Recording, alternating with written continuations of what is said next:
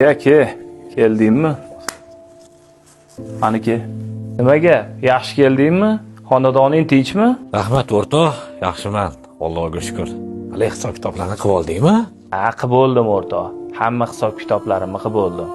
Bu yilga ajratgan zakotimni ham pulini chiqarib qo'ydim. Endi xudo xolasa buni egalariga tarqatsam. Menga qara jigar, bu yil zakotni bermasa hech narsa qilmaydi. Menga shu pulingni ber. Menga biznes reja bor. Xudo xolasa pulingni 1 yilda 2-3 barobar chiqarib beraman. O'zi bu biznesga ko'zing yetadimi? Aqling yetadimi? Mayli. Bu yil zakotimni bermasam bermanman. Senga tikkanim bo'lsin. Jigar, xudo xolasa bu pulingni 1 yilda 2-3 barobar qila olasan. Gapimga javob beraman. Qalaysan, yaxshimisan? Tuzukmisan? Seni ham ko'radigan kun bor ekan-ku. Telefon qilmasam kelmaysanmi? Rahmat o'rtoq. Yaxshi. Ro'zalardan charchamayapsanmi? Har yili bilasan, zakot beradigan odamlarimiz juda ko'p. Ramazonni ham 15-si kelib qopti.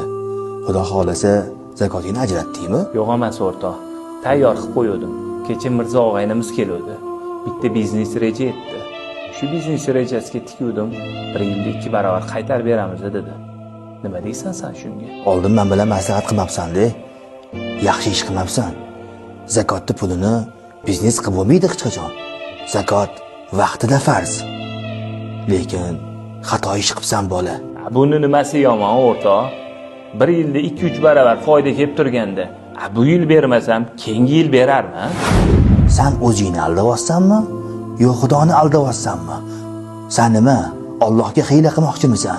Bilib qo'ygin. Shu mol dunyoying zakoting orqali turibdi. Bilib qo'ygin. Zakot vaqtida farz. Shuni bilib qo'y. Ey Robbim, meni xatoyimni o'zing kechirgin.